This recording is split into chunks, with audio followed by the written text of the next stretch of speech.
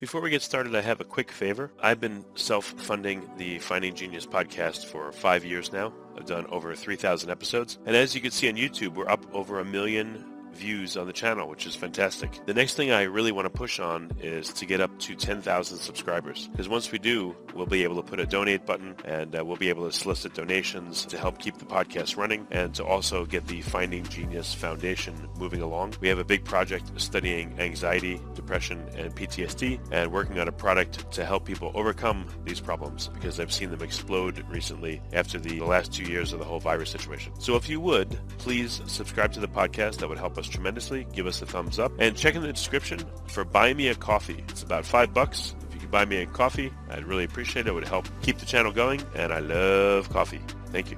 Forget frequently asked questions. Common sense, common knowledge, or Google. How about advice from a real genius? 95% of people in any profession are good enough to be qualified and licensed. 5% go above and beyond. They become very good at what they do, but only 0.1% are real geniuses. Richard Jacobs has made it his life's mission to find them for you. He hunts down and interviews geniuses in every field: sleep science, cancer, stem cells, ketogenic diets, and more. Here come the geniuses. This is the Finding Genius Podcast with Richard Jacobs. Hello, this is Richard Jacobs with the Finding Genius Podcast. My guest today is very interesting, Father John Farao. He's part of the Diocese of Monterey. He's a prison chaplain in San Luis Obispo. We're going to talk about the topic of good and evil and how to be on the right side of it. John's got a really interesting background. He was born on the Azores Islands that are part of Portugal. Came to the U.S. when he was very, very small. Grew up in Santa Monica. Got a Bachelor's of Science from Cal Poly, San Luis Obispo, in agricultural management. After college, he joined the Conventual Franciscans, receiving a master's degree in divinity from the Dominican Pontifical School of Philosophy and Theology at Berkeley, California. And Father John has worked for 16 years as a parish priest, twice as a pastor before he started his work as a state chaplain. So I think this is going to be a great call. So welcome, Father. Thank you for coming. Oh, it's my pleasure to be with you and discuss, what I do and encourage people in their journey, their walk with God.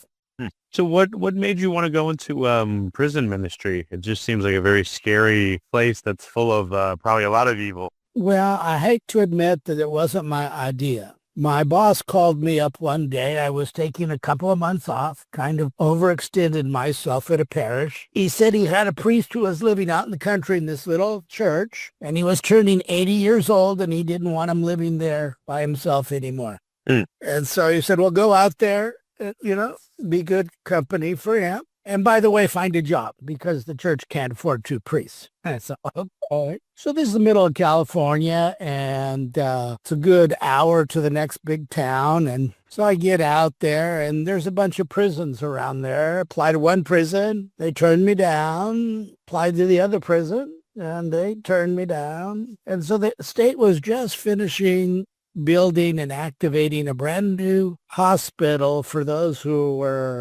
had abused children, rapists, and child abusers.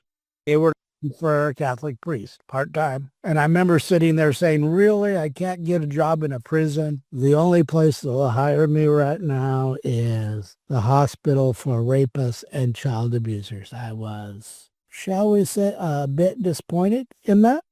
I guess it's hard not to feel like what's wrong with you that seems to be the only job that you wanted for. And so I was there for about 2 years. And then a prison that we have had Franciscans at over the years became available. The priest was going to retire. And because I was already in the system as a state chaplain, I requested a transfer and ended up at a prison that the Franciscans have been chaplains at for 40 or 50 years, almost from the very beginning of the prison. So I had 7,500 guys when I started there. Just recently, the state closed half of the prison because it was very old and very rotten and kind of falling apart. So been there. I think I'm starting my 18th year. So what was it like when you first started working with the rapists and child molesters and all that? I mean, it's, people would say it's the worst of the worst. What was your attitude going in, and what did you discover early on? Well, It's a brand new building, so with brand new facilities, they bring just a few guys in at a time. So our first crew was like 50 guys. And they brought over the best of the best at the beginning. They behaved, they got along, stuff like that. And I remember thinking to myself, what am I really going to share with these guys? How can I really be of help to them? And I remember just sitting down in my office one day and saying, I'm just going to proclaim the gospel and trust that the Lord's going to do what the Lord wants to do there. It takes a while to build confidence with people in an institution. It's kind of like a hospital prison. And so I was just getting, shall we say, to know them and them getting to know me before I transferred out. It was a very interesting environment because on one side, you had people who had abused children, and then the other side, you had people who abused adults. And those two sides don't like one another, okay? It's pretty obvious that it was just huge chasm, personality difference between. Well, I could see if you were an abuser of children, why would you not like someone that's an abuser of adults? I can see the other way. Yes, it's kind of funny, but Most of the guys who abused the young that I knew were kind of on the timid side, okay? Much more kind of manipulative. Those who had treated women poorly were much more aggressive, had much harder edge to them. Oh, so they were like from a dominance perspective, and then the child molester people were from a like hide and seek, sinister, like sneaky perspective, I guess. Yeah, they're very different personality-wise, and the adults who had taken advantage of females did not like the guys who had been involved with children, and they would kind of leave one another alone, I wonder if the, from the Gospels, remove the plank from your own eye before you try to remove the mote from your brother's eye came up a lot.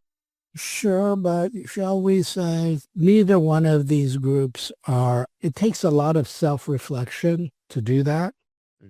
And people in these situations often have very strong shields, very strong unwillingness to look at their own problems, okay? So it was always very fascinating who had the tempers and who did not. What did you see, how did the Lord act on these people?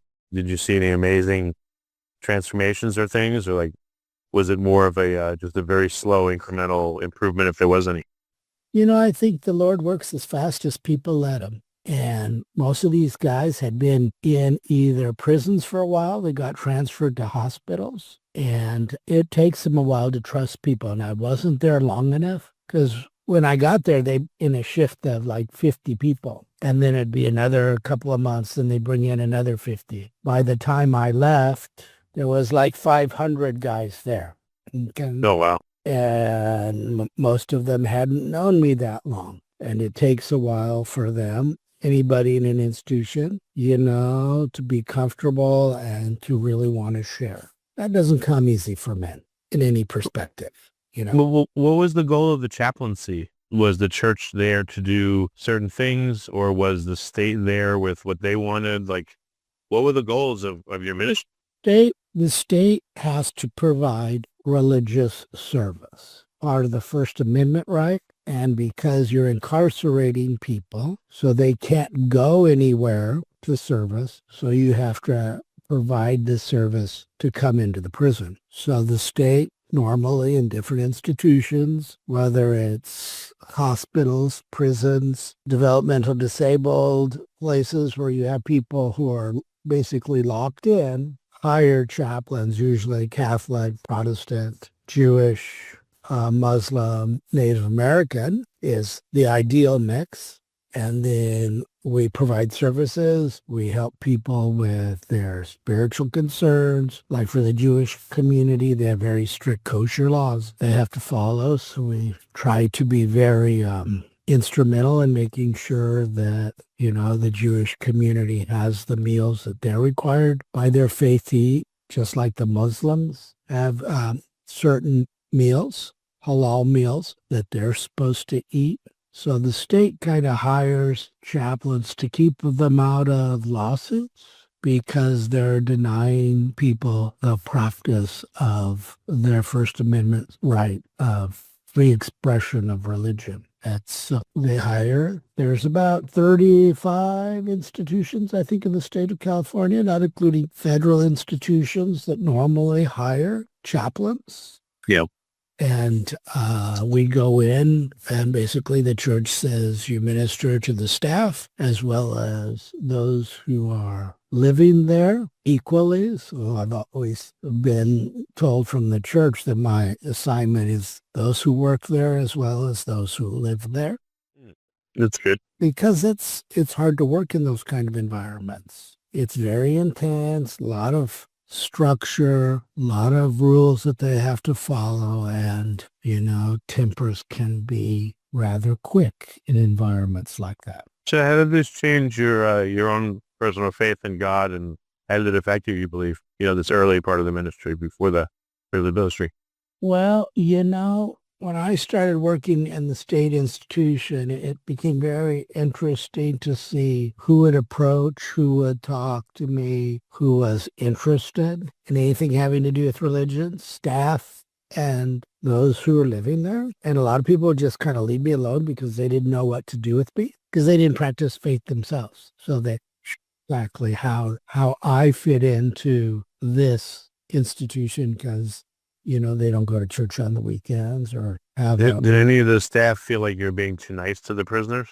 The police, the correctional staff always feel like church is going to let them get away with stuff, that we're going to be too lenient, that we're not going to follow the rules. So they're always a little suspicious that the chapels are going to get played, get taken advantage of. And so you have to be very careful to make sure we follow the rules and encourage the guys, hey, this is what procedure is, this is what policy is. Doesn't mean I like it, but as a state employee, I have to follow the policies and procedures like everybody else, or, they'll let you go. They'll terminate you for not following state procedures. And so that they know, okay, I don't play any games here. Okay, if this is the rule, this is the rule. I'll give you what the state says you're entitled to. Don't ask me for things that you're not entitled to that. You're just going to cause a lot of problems with the state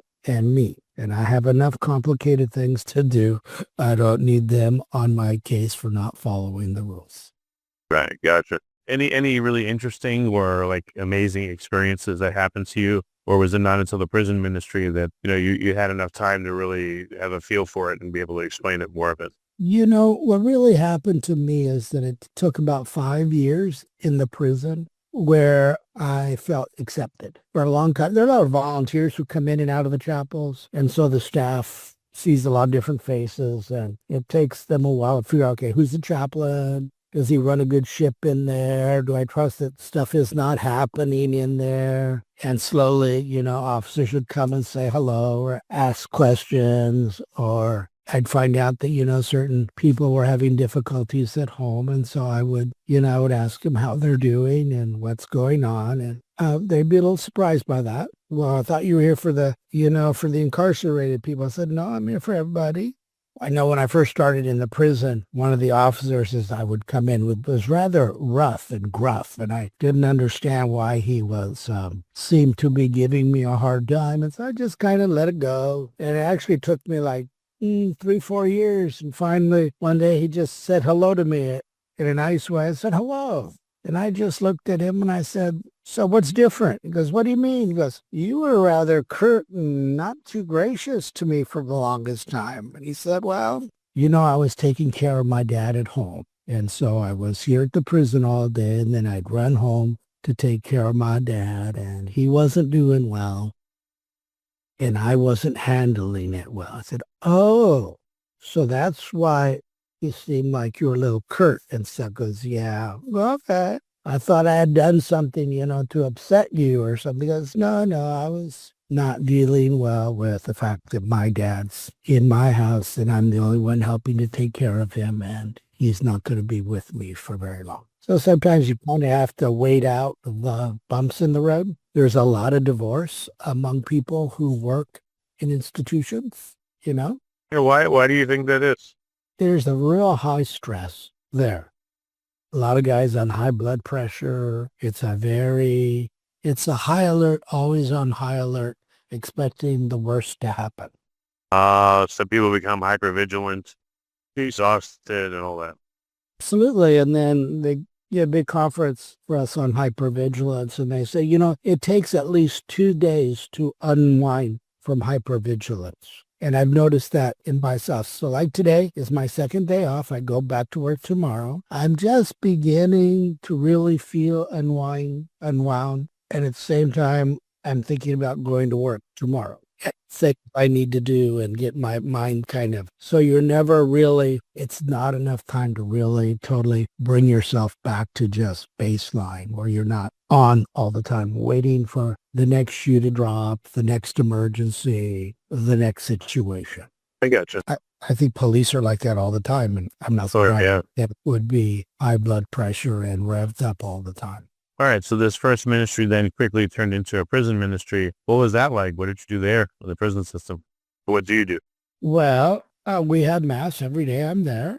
We run catechism programs. We run Catholic education. Currently, I'm running one of the only groups in the state for men who were sexually abused as boys, who come together in kind of a support group and talk through what happened to them. And we get about 15 in a class that runs for about 20 weeks. Meet Sunday after service and share a lot about stuff that they've kept buried inside for most of their life, big part of their life. Mm.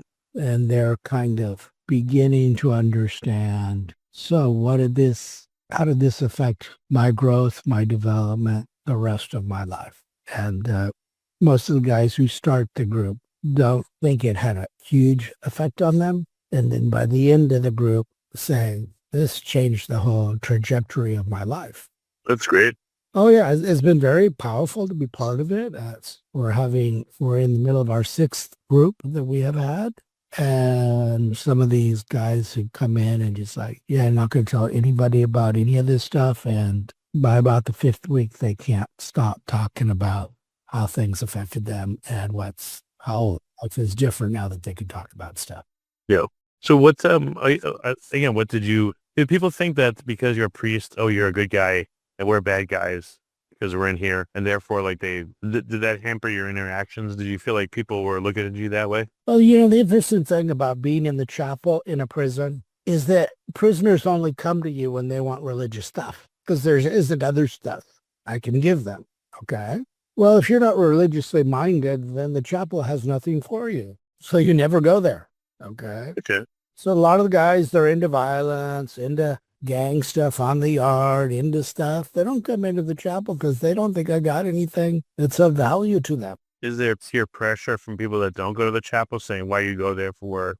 Just a lot of that. I get a lot of, because the guys on the yard don't understand how faith can improve their life, how it can have transformative power. Okay. You can't get anything there. They can't do anything for you. They think, honestly, that a lot of people at chapel are just wasting their time because they've never experienced the power of God to heal things and transform them. Once in a while, a guy who comes in who's had some kind of transformation in his life, and he comes into the chapel and he just knows, I need to change things and I don't know where to start. And he has some vague recollections that, yeah, he went to church with grandma a few times and he really liked it, but never pursued that. And so now that he's in prison and his life is a mess, he starts looking for, well, what can help me change? So what are some amazing transformations you've seen, that you can speak about? It's about guys kind of discovering who they really are, who they were as kids before life got bad, got hard, got mean. Okay. I guess my favorite analogy is you can take any puppy and make him into a junkyard dog. It doesn't take a lot to make a puppy a mean dog, make him not trust. And when these guys are willing to tell you really how they grew up and what's happened in their life, you're not exactly surprised that they're in prison. Okay. Not exactly surprised that things have been that bad for them. I could not imagine some of the experiences they've had. I'm sure it's terrible. And then you kind of like, okay, well, if I was a kid and that happened to me, of course I would be distant from people and not trusting people. And then the gang offers you a place to fit in that looks out after you, make sure you have food, make sure you have clothing, where your family has really dropped the ball, or the family is where they got introduced to drugs and all that stuff. So then they go to the street looking for something that's willing to help them, not knowing the price they're going to pay. Most of the inmates who I get to know who were a big part of gangs on the street will tell me when they're finally kind of honest that, the gang life took all kinds of stuff. It really didn't do anything for me. And when I came to prison, it wasn't like they were there helping my mom. It wasn't like they were there taking her to the doctor or helping her pick up groceries or helping her, gangs talk about, oh, we're family, we're this, we're that. But once one of their guys goes into prison, it can't do anything for them. It's like, oh, you're not important to us until you come out. We could put you back to work. Or just like, but you're not going to help my mom? You're not going to be their family if something happens? And that's when they really kind of wake up that, wait a minute, they've just taken a lot. And when I really need them, it's not like they come up with money for a lawyer. They come up with anything. They just kind of like wave them goodbye. Okay, we'll see you when you come out. And then a lot of the guys realize, I've been played. They've really taken advantage of me. And I didn't realize to what extent they had.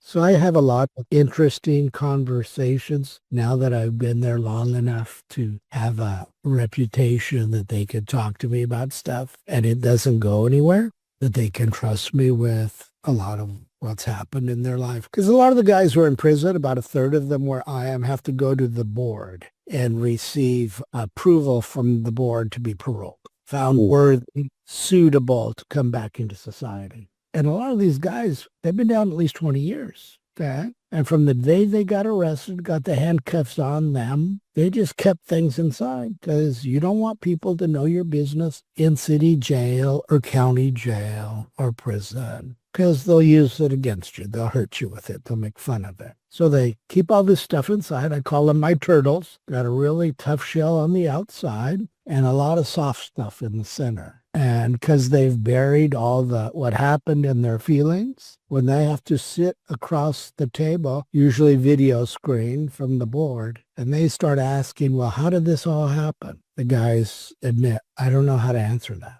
because they've never really done a deep dive of reflection in their life. Or just like, yeah, how did I end up here?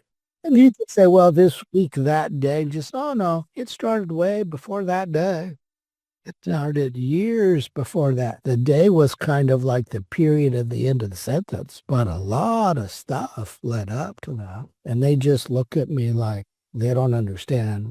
And so we go through often a very long number of days where they just kind of lay out their childhood and how they grew up and things. And we just start making connections about, oh, this happened and this happened and that happened. And finally, they just stare at me. It's kind of like kids when they used to connect the dots. And after you connect the dots, you stand back and you look at the picture and you kind of see the picture. A lot of these grown men in prison have never really stood back and wanted to look at childhood because it was painful, wanted to look at early experiences as young men. And then when life started unraveling, why did I go along with that? Why couldn't I walk away, You mentioned in your bio looking at good and evil. What flashed into my head is I wonder if some of the prisoners, had learned through the Gospels that everyone's a sinner and everyone needs redemption. And then they look at themselves and they look at people on the outside. I wonder how they judge their sin versus like just some random person on the outside, that's not in prison. Well, everybody in prison is incredibly hard on themselves. And I think their families from childhood have been really hard on themselves. And so when I talk to them about what happened, self-forgiveness is very hard. They really struggle believing that God will forgive them because most of them have burned all the bridges with their families, so family or anybody close to them. We have currently like 2,500 guys at the prison where I'm at. About 80% of the guys in the prison don't get visits. Oh, wow. So the state has finally given them unlimited free telephone calls so they connect with family and friends that way. That's good. That's good. But when you think you could be in prison 10, 20, 30 years Hmm. and never have a visit from family. Yeah, that's horrible. Jeez. Oh, yeah. And so then if they're not careful, so why would I change? What's out there for me? Who really wants me back in their life? Oh, interesting. Okay. I didn't know about that. I didn't think about that. So a bunch of nuns started this program in California where it's called Get on the Bus. It brings the kids of dads into prison to see their dads. For most part, dads who haven't had a visit of their kids in years, if ever. And I was there first few years when it started. And the thing I would notice in the guys is they wanted to go out there once a year to just show the kids that they were doing better, that they were trying to be a better dad for their kid, even if it was just through letters, even if it was just one meeting a year, that they mattered to somebody. And that they needed a reason to strive. And the program, people who started Get on the Bus admitted that one of the reasons they did that was to help mend the families so that the dads had somewhere to go back to and somewhere to know that they're still loved and wanted. Because if not, then they're just going to kind of lose themselves in prison, in violence, in drugs, in all kinds of negative stuff. Because I don't matter to anybody. So if I don't matter to anybody, what does it matter if I do well, if I get my GED, if I get a college degree, if I learn a number of skills, if nobody wants me to be part of their life? So it was very fascinating to watch guys who hadn't had visits in a number of years and were going to meet their kids sometime for the first time. They'd just be sweating up a storm, nervous as heck, to just sit down at a table with their son or daughter and listen to what the son or daughter had to say. And for 99% of them, shocked that kid just wanted his dad, wanted to know who his dad was, and that did the kid matter to his dad, and that one day hopefully they would meet one another on the outside. That's been a really amazing thing to see. You know, I've been there for probably 17 of the 20 years that they had Get on the Bus. And to see guys look forward to that and to just watch the kids wanting to see their dads, wanting to connect with their dads. And sometimes dads having to do some serious dad conversation at the table about staying in school, staying out of trouble. I had one dad went in there. He had almost a folder full of all these certificates he'd got in prison over 20-some years to talk to his daughter about she needed to stay in school. She was on the very verge of dropping out. Need to stay in school, do that so she wouldn't have to do what dad did, and that's come up with all these certificates, take all this extra stuff to get a GED, just stay with the program. And that was just huge for the dad to be able to say that to her, to be a positive influence in their life, even though for a long time they didn't get how important it was to have a dad, because so many of them really did not have functioning fathers. Yeah, I mean, it's just the stuff you deal with is like, it's incredibly emotional, it sounds like. And I'm sure it must have, I don't know, really affected you and like really recalibrated what you see as good and evil and bad. And, you know, like what, if you don't mind sharing, it's up to you, but I don't know, how has this like affected you personally, you know, having these experiences? You know, they had all the chaplains get together for the state at a big meeting in Sacramento about a year and a half ago. And they had a psychologist kind of talking to us. And he made this comment about that the average person has about 2 serious traumas in their life that they're dealing with overcoming. Okay. But the average inmate has at least 4. And so much harder. Yeah. And so if you come from a family that's not functioning real well, doesn't have a good support system, and you're going to have a lot of stuff on your plate, how in the world are they getting help? Okay. You know, don't get stuck in kind of a downward spiral. And that's been interesting to watch, because some of the guys come into the chapel and they want to engage and they're looking for something to help them, even though they've been away from church for a long time. They don't want anything to do with kind of garbage that's going on the yard. And and they trust that God is there for them. And sometimes that's a really long process to just feel like I belong here. You're okay with me coming? Yes. And sometimes it takes them quite a while to even want to come sit down for confession or just talk about things because they haven't grown up in an environment where people could talk about things. Well, actually, that brings something to mind. We talked about phone calls earlier, and I don't know if they're still recorded, and people have to watch what they say, but in confession, is it truly private? And I would think that they'd be like incredibly gun shy of it after all the surveillance that they undergo constantly in the prison. Oh, I get that question all the time. Is there any recording devices here? Is there any, is anybody going to know about this? I go, no, the state is slowly starting to put cameras all over the prisons, and eventually there will be cameras in the chapel. Really? And they're talking about possibly even in the offices. They say they won't have any recording capabilities, for sound. According to all this, is just to make sure everybody's safe and that nothing's going on. And if anybody's going to make an accusation, at least there is film of what took place or didn't take place in certain rooms. But that makes the guys very, very nervous. That, Father, if I come talk to you, who's going to know about this?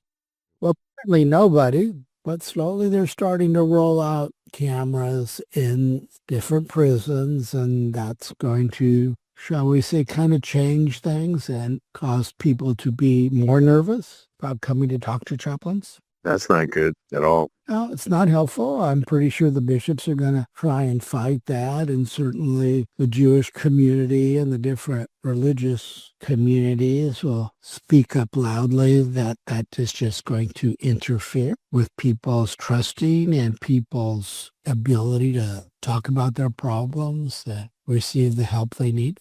Yeah.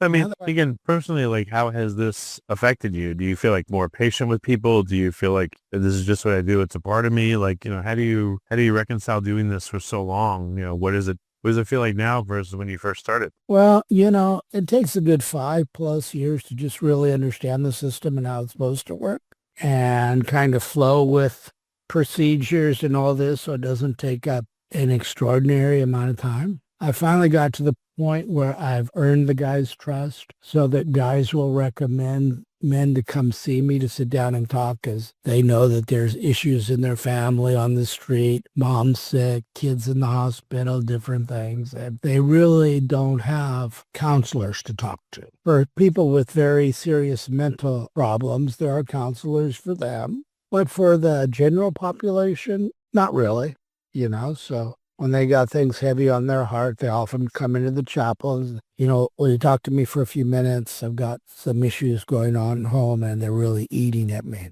What about yourself? I mean, I would think you can't take the burden of all this all the time, so you probably need your own. Sure, but I don't live alone. I'm a Franciscan. I'm part of a community, so I come home. I do have a friend who's a therapist that I talk to once.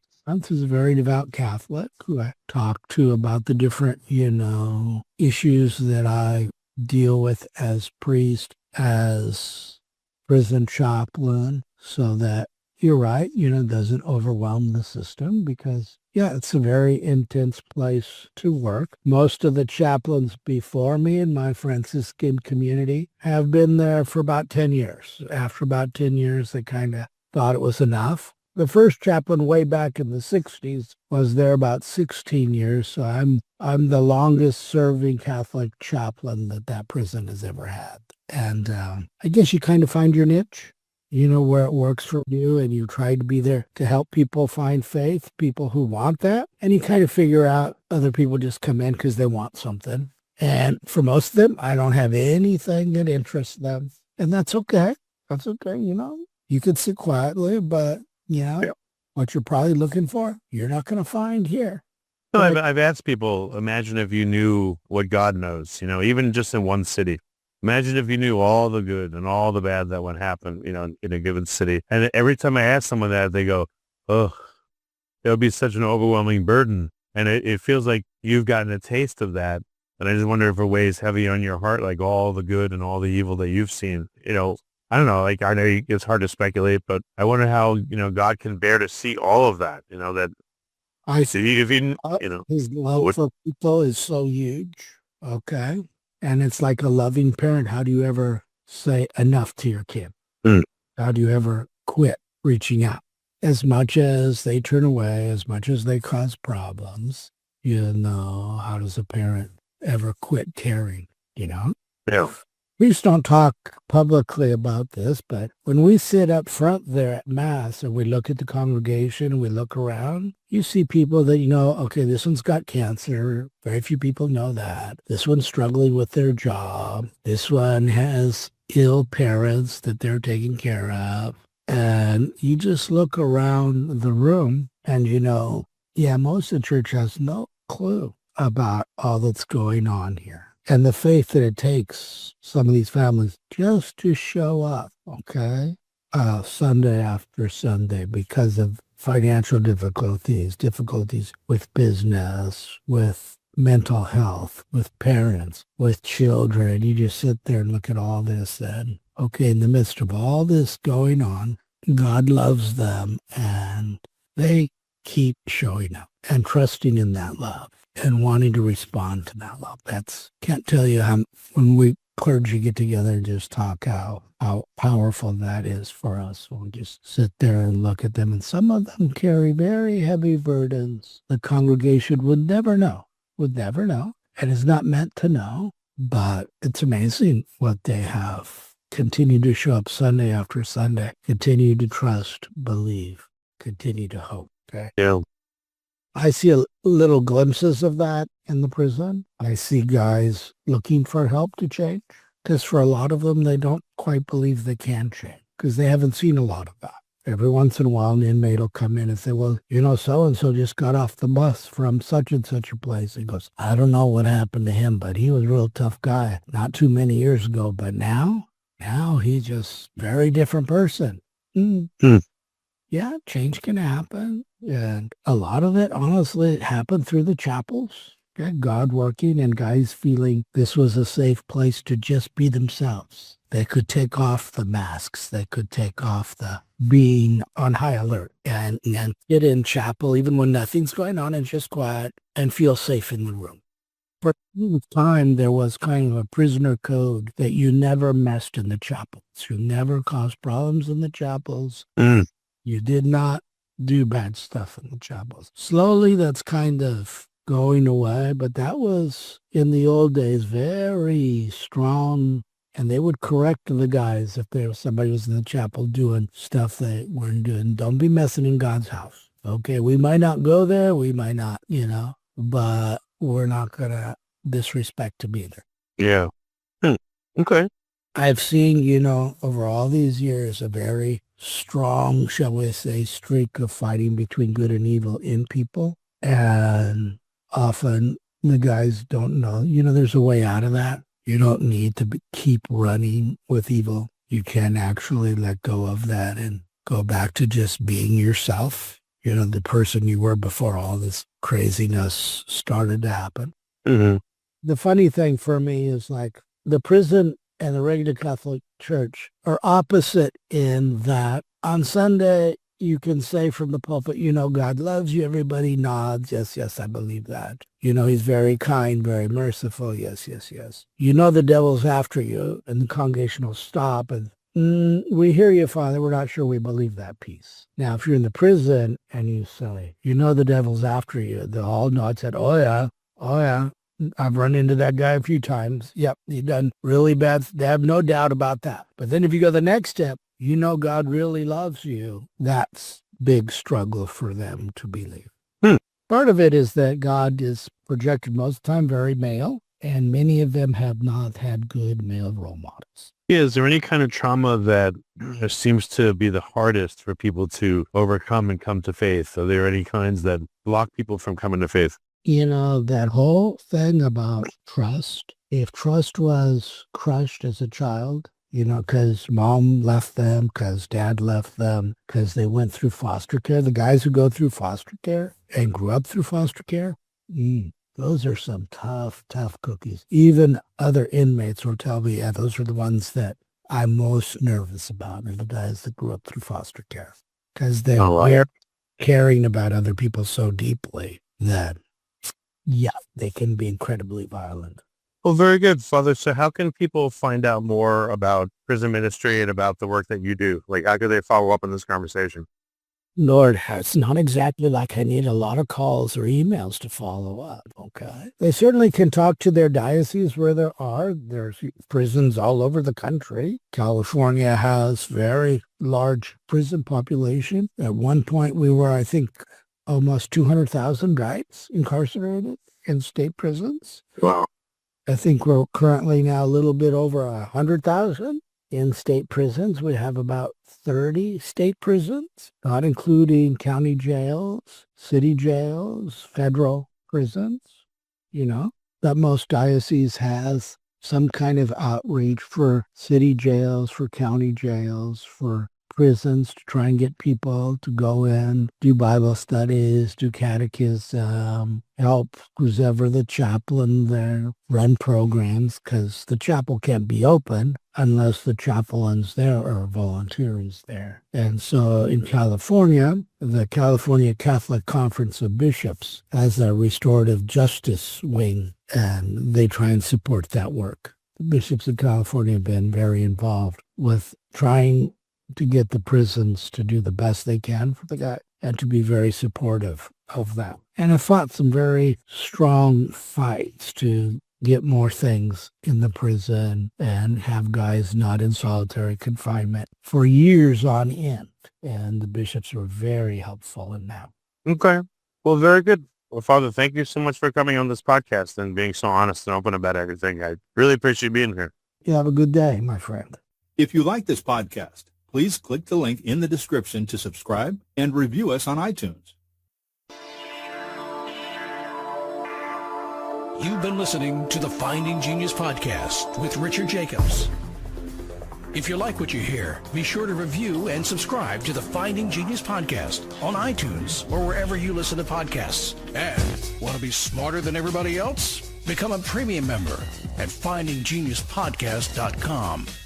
This podcast is for information only. No advice of any kind is being given. Any action you take or don't take as a result of listening is your sole responsibility. Consult professionals when advice is needed.